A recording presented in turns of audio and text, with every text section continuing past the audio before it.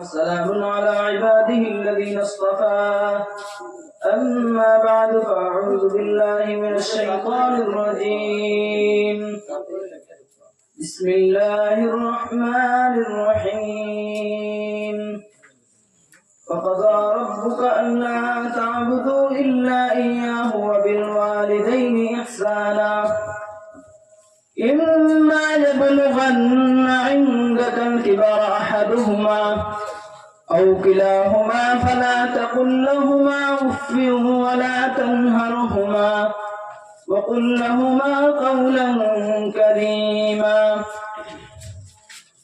وقال النبي صلى الله عليه وآله وسلم: رضا الرب في رضا الوالد وسخط الرب في سخط الوالد.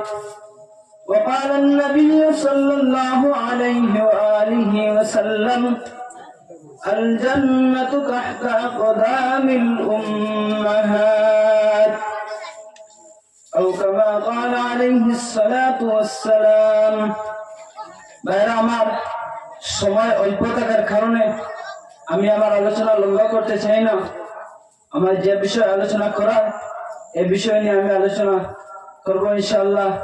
আমার মূল বিষয়টি হলো মা বাবাকে অসন্তুষ্ট রেখে আল্লাহকে সন্তুষ্ট করা যাবে কিনা, এ বিষয় নিয়ে আমার আলোচনা।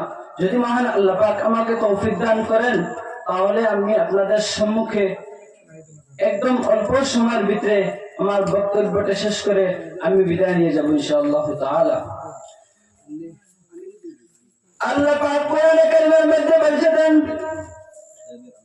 وَقَضَى رَبُّكَ أَلَّا تَعْبُدُوا إِلَّا إِيَّاهُ وَبِالْوَالِدَيْنِ إِحْسَانًا। হে পৃথিবীর মানুষ, হে পৃথিবীর মানব জাতি, আমি রবের ঘোষণা হলো তোমরা আমার উপাসনা করবা, অন্য কারো করবা না।